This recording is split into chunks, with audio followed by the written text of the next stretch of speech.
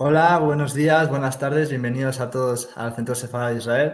Como ya sabéis, una institución de diplomacia pública, un consorcio formado por el Ministerio de Asuntos Exteriores, la Comunidad de Madrid y el Ayuntamiento de Madrid, que pretende construir puentes entre el legado judío en España y el legado judío en general y el resto de la sociedad española. Para ello contamos con actividades como la que traemos hoy, un Mesías sefardí en la mancomunidad polaco-lituana, en la novela de los libros de Jacob de Olga Tokarczuk, conducida por la profesora Clea. Es una profesora adjunta del Departamento de Literatura y Renacimiento y de la literatura europea del Instituto de Investigación Literaria de la Academia Polaca de Ciencias, donde investiga la cultura judía en la España medieval, las huellas del pensamiento judío en la literatura española del Siglo de Oro y el pensamiento de los sefardíes contemporáneos. Muchas gracias, Clea, por venir a ilustrarnos una vez más.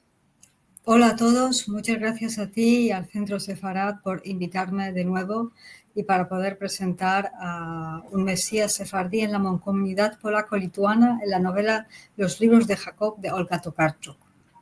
Bueno, pues esperamos que os guste y os dejamos con Clea. Empezamos con la cita, que parece muy bonita, de Jacob Frank, escrita en Palabras del Señor. Quien se esfuerce y me siga obtendrá algo bueno y hermoso. ¿Quién no quisiera, no? Pero veamos qué personaje es este Jacob Frank. Es de todos bien sabido que la base del judaísmo es la espera del Mesías. Llegará cuando el mundo se sumerja en grandes dolores. Entonces el mundo padecerá los dolores de parto, necesarios para que venga el Mesías.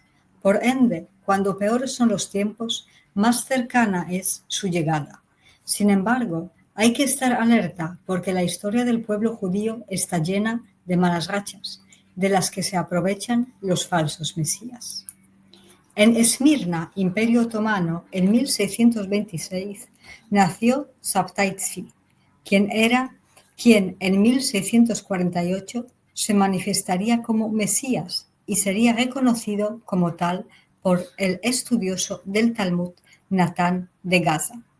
Para los seguidores de Sabbatai Tzvi, que formarían un movimiento religioso en torno al año 1665, la liberación ad vitam y la redención post-mortem se daría a quienes creyeran en Sabbatai Tzvi, sin la necesidad de cumplir los mandatos de la Torá.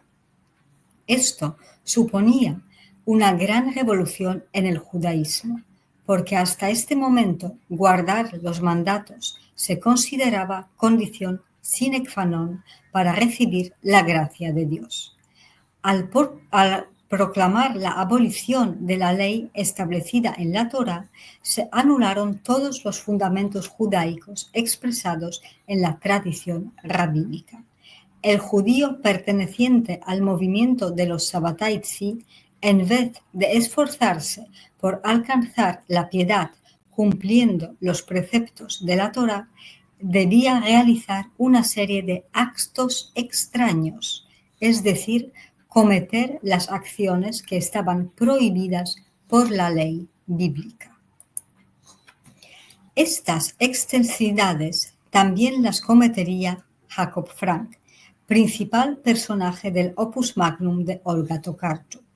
Los libros de Jacob, Gershom Solem, primer estudioso en el tema, las define como acciones paradójicas que pretenden injuriar la ley de la Torá escrita y oral, llamada Halaja. Gershom Solem llama a los seguidores de Sabbatai Tzvi y de Jacob Frank neo-marranos.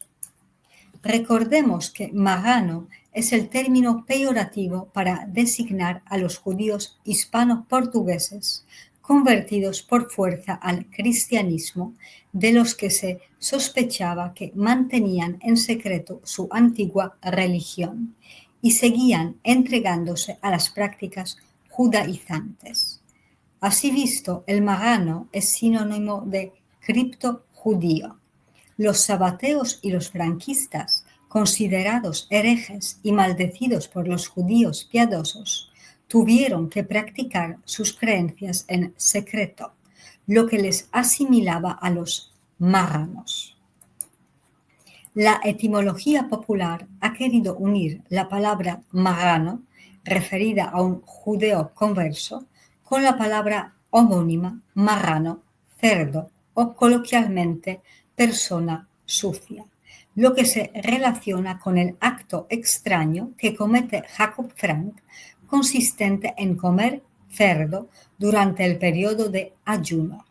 Olga Tokarczuk escribe que Jacob Frank, abro cita, durante el ayuno judío ofrecía pasteles y carne de cerdo, cierro cita. Seguramente las insinuaciones las insuficiencias en la educación religiosa de los judíos de la diáspora, consecuencia de falta de libros y estudiosos, así como el contacto continuo con la doctrina católica, hayan creado una fusión de creencias judaicas y cristianas, algo que podríamos denominar religión judeo-cristiana.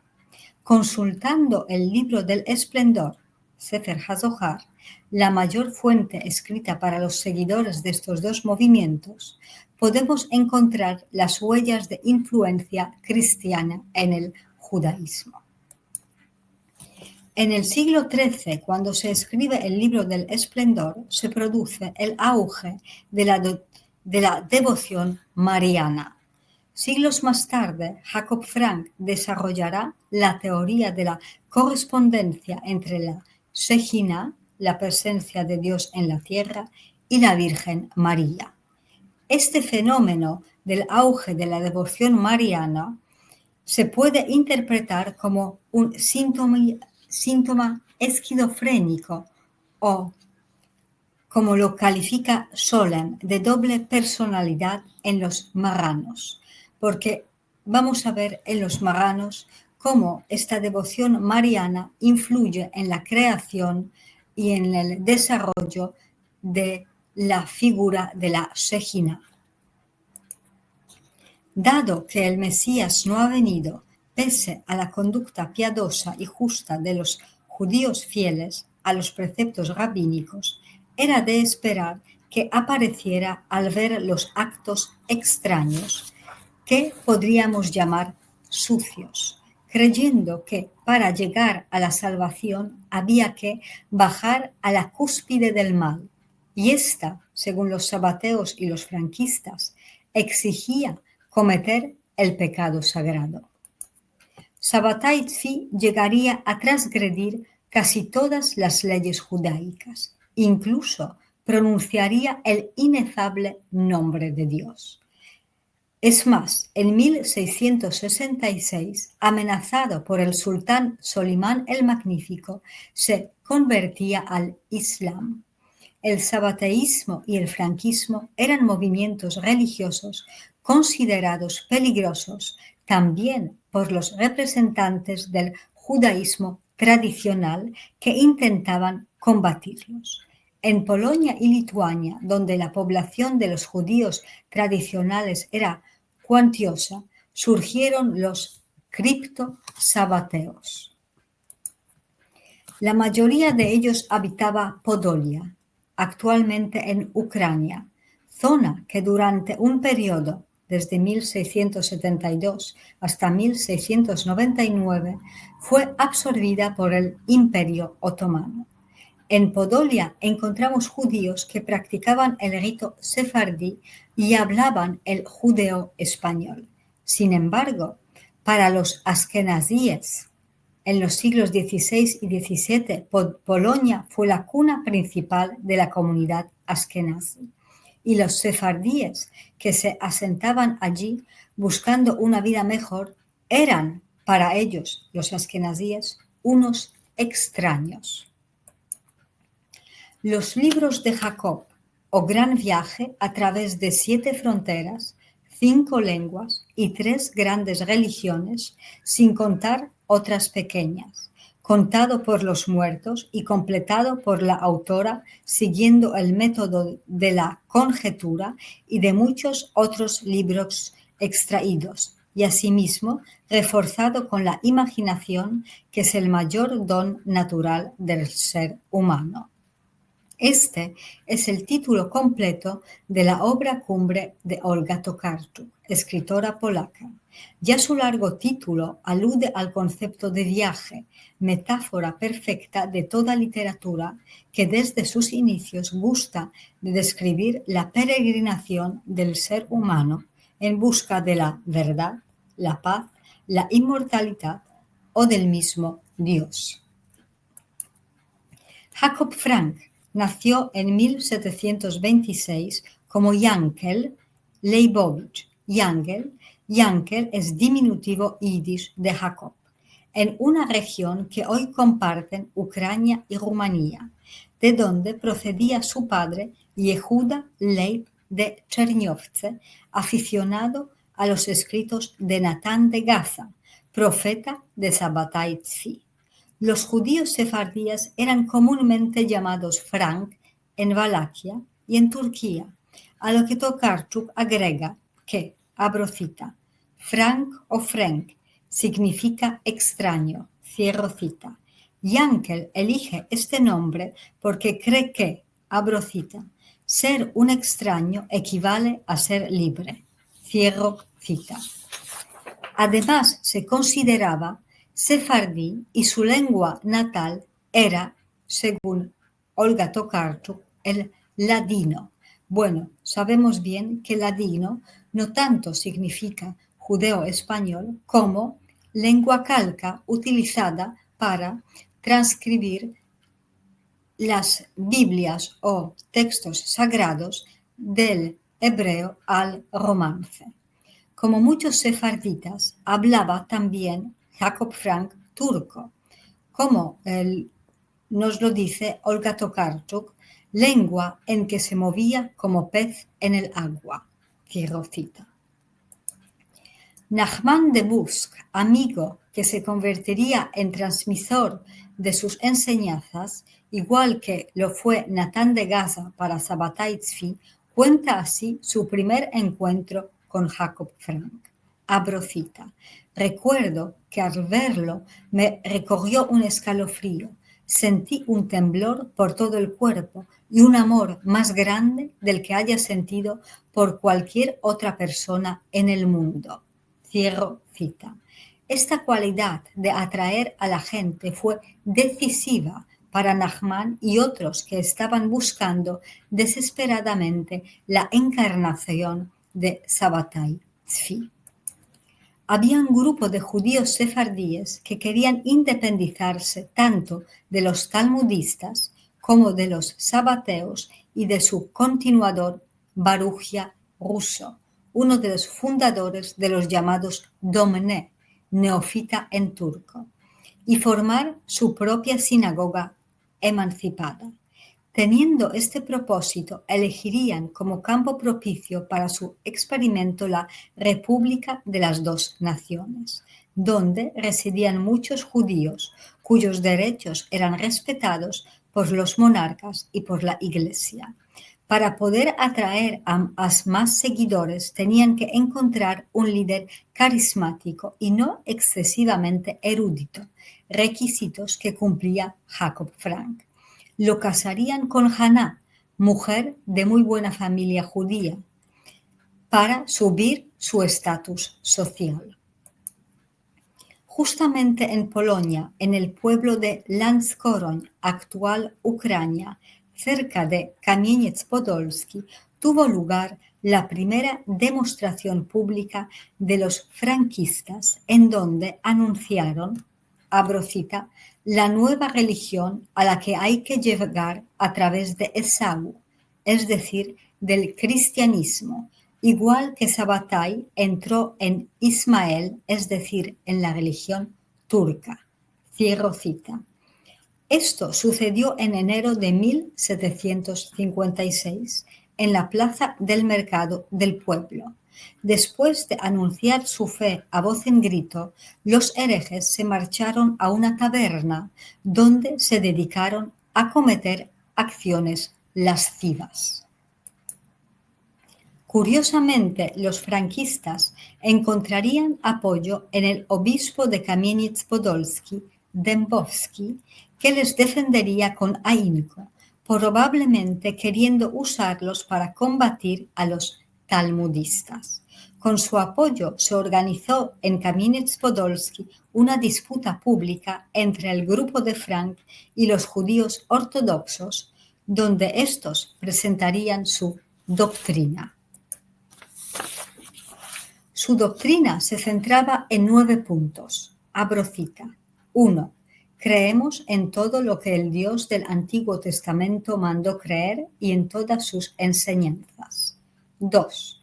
Las Sagradas Escrituras escapan al entendimiento de la razón humana sin el concurso de la gracia de Dios. 3. El Talmud, repleto de inauditas blasfemias contra Dios, debe ser y será rechazado. 4. Existe un solo Dios, creador de todas las cosas. 5. Ese mismo Dios, uno y trino, es inseparable por naturaleza. 6. Dios puede adoptar un cuerpo humano y entregarse a todas las pasiones salvo el pecado. 7. La ciudad de Jerusalén, según la profecía del libro de Daniel, no será reconstruida. 8. El Mesías prometido en las Escrituras ya no vendrá. 9. El mismo Dios abolirá la maldición de los primeros padres y de todo el pueblo, y el verdadero Mesías será Dios encarnado. Cierro cita.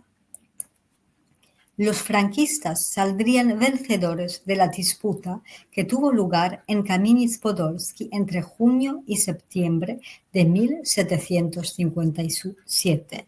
Sin embargo, la repentina muerte del obispo a principios de noviembre del mismo año daría un giro completo a la situación de los franquistas.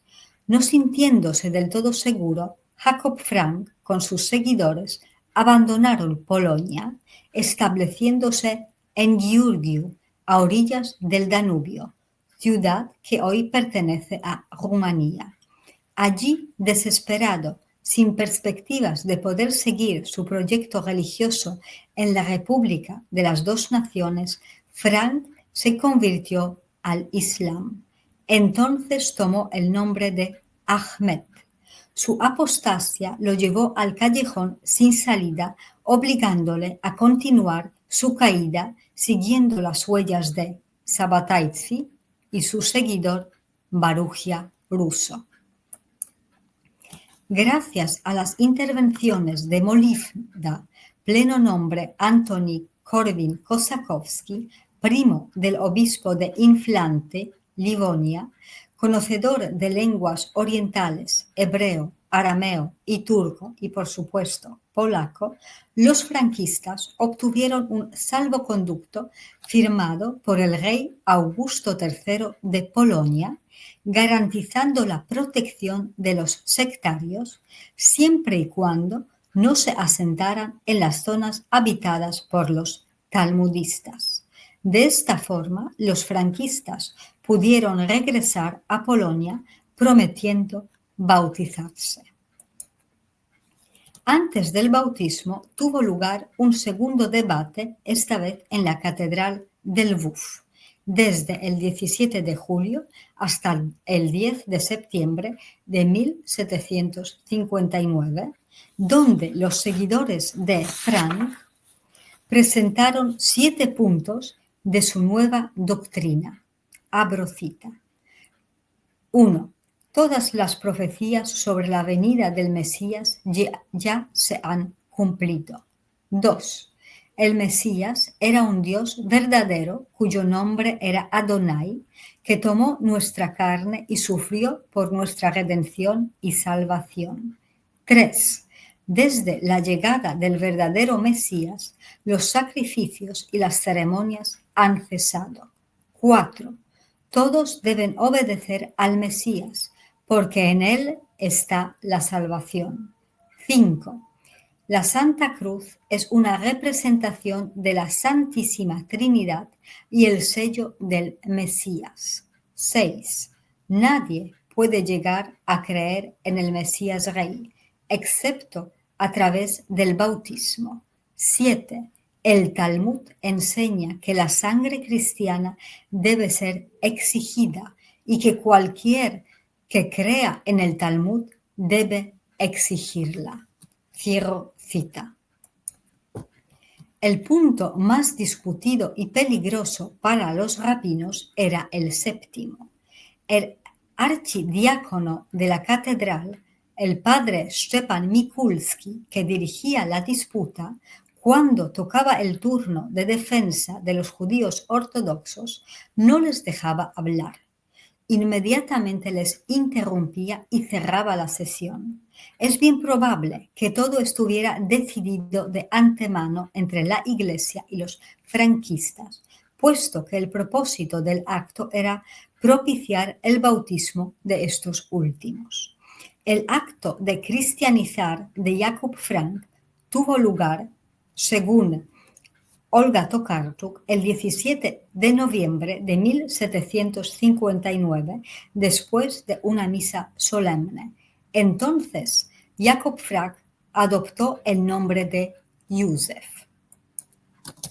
Una gran cantidad de judíos se convirtió a la fe católica por voluntad propia, lo que en la historia del pueblo elegido es algo singular.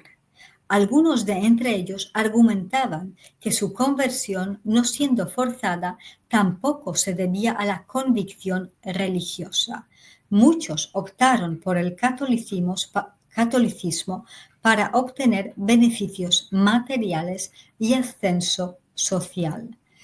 Para fortalecer su posición, Jacob Frank viajaría a la capital de Polonia solicitando una audiencia con el rey, pidiéndole tierras donde asentarse. En Varsovia, Jacob viviría como auténtico aristócrata. Sus gastos eran inmensos y motivaron críticas y denuncias de su conducta, así como acusaciones de índole teológica.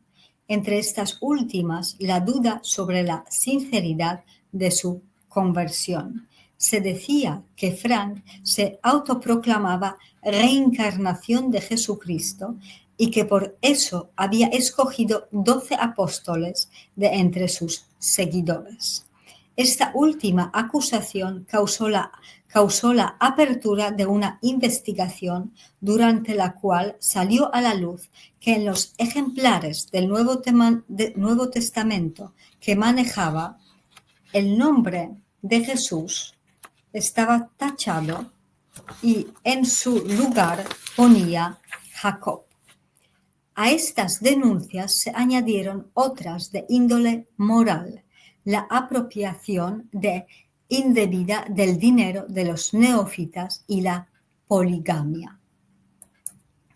El 7 de enero de 1760, Jacob Frank fue arrestado y juzgado en Varsovia, encontrándolo culpable de hacerse pasar por el Mesías. El cardenal primado de Polonia lo condenó a cadena perpetua a cumplir en la cárcel de la fortaleza de Częstochowa. A Jasna Góra, pues, llegaría una noche de febrero de 1760 Jacob Frank, cónsul, abro cita, cocinero y lacayo en uno, cierro cita. El forzado huésped sería bien tratado y con el tiempo recibiría el permiso de salir de la torre y de recibir visitas. La creencia que el nombre Częstochowa se debe a que el sagrado lugar se oculta a menudo a los ojos de los pecadores, pues Często significa a menudo y Chować ocultar, fue significativo para Jacob Frank, porque cuadra muy bien con la Shejina que se revela solo a los elegidos. Así que decide unirse a los feligreses y participa a diario en la apertura del icono de la Virgen Negra. alcanza una experiencia mística en la que siente que, abro cita, desde el principio del mundo, solo a él y a nadie más se le ha encomendado esa doncella, la Virgen Negra, para que la proteja. Cierro cita. Frank llega a declarar que el icono de la Virgen de Częstochowa es la verdadera morada de la Shejina y profetiza que, abro cita, esa doncella que está allí, es decir, en el milagroso icono, os conducirá a los franquistas a otra doncella, cierro cita, dando a entender que se trata de su hija Abacha Frank, llamada por él Eva Frank. En febrero de 1768, los nobles polacos, reunidos en la ciudad de Bar, en Podolia, formaron la Confederación para defender la soberanía y derrotar al nuevo rey prorruso Stanislao II Poniatowski. En 1770, los confederados tomaron el monasterio de Jasna Góra, que posteriormente sería sitiado y tomado por los rusos, deseosos de hacerse con su rico tesoro.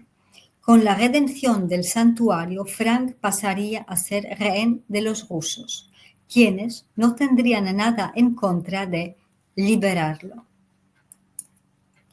Las particiones de Polonia entre sus vecinos pondrían a su disposición de Jacob Frank 3 pasaportes, ruso, austriaco y prusiano. Jacob optó por el Imperio austriaco y se dirigió hacia el sur, llegando en 1773 a Brno, actualmente en Chequia.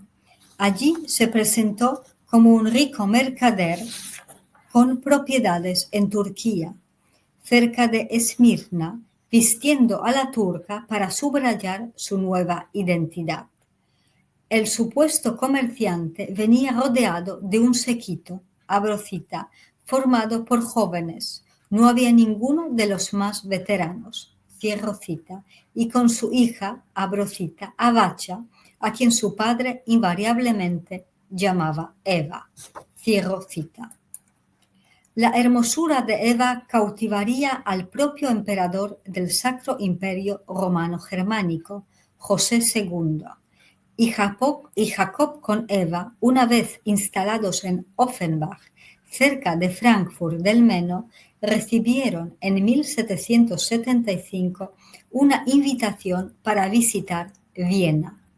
Los quería conocer la emperatriz María Teresa, madre de José II. Su interés por los recién llegados estaba motivado por su supersticioso miedo a los judíos. Es posible que en Jacob Frank vislumbrara María Teresa la posibilidad de liberarse de esa irracional temor. Para mantener el lujoso tren de vida, Jacob se iba endeudando cada vez más, hasta llegar a no poder pagar a sus acreedores. Pensó en hacerse alquimista para fabricar oro, pero su intento fracasó. A finales de su vida vemos a Jacob Frank rodeado de su cortejo personal. Olga Tokarczuk así lo define. Abro cita, de perseguido y víctima se ha convertido en tirano, en todo un señor varón por la gracia de Dios. Se ha vuelto como aquellos a los que se oponía. En lugar de la ley que rechazaba, ha impuesto sus propias leyes, aún más necias. Cierro cita. Este bufón, a finales de sus días, vivía inmerso en un ritual cotidiano, donde su comitiva con su propio ejército rendía pleistasia a él y a su hija, futura continuadora. La novedad da a entender que en Offenbach la secta de los franquistas, abro cita, ha logrado fundar una especie de Estado dentro del Estado que se rige por sus propias leyes, cuenta con su propia guardia y maneja la mayoría de sus finanzas fuera de cualquier sistema bancario. Cierro cita. Las finanzas procedían únicamente de las donaciones de los franquistas que vivían en el este, porque los sectores en Offenbach jamás se dignaron a aceptar un empleo remunerado. Por eso mismo, la corte de Jacob Frank estaba en continua bancarrota. La ruina obligó al ya enfermo Jacob Frank a trasladarse desde su palacio en Offenbach a una casa más modesta en el centro de esta ciudad, donde se encerró con su hija y las personas más cercanas.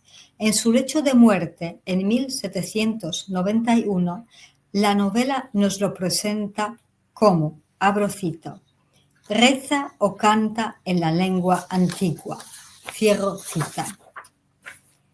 Estando en las últimas, lo vemos como viejo judío sefardí que reza a Dios en judeo-español. El entierro se celebró el 12 de diciembre de 1791. Así pues, la obra de Olga Tokarczuk, dedicada a Jacob Frank, falso mesías del siglo XVIII, es una novela histórica, cual propósito es dar una nueva versión del pasado. En ella se habla de un ser que, guiado por el derecho de elección, escoge al Dios que más le favorece porque garantiza a los suyos la felicidad del momento que da el ilimitado goce vital.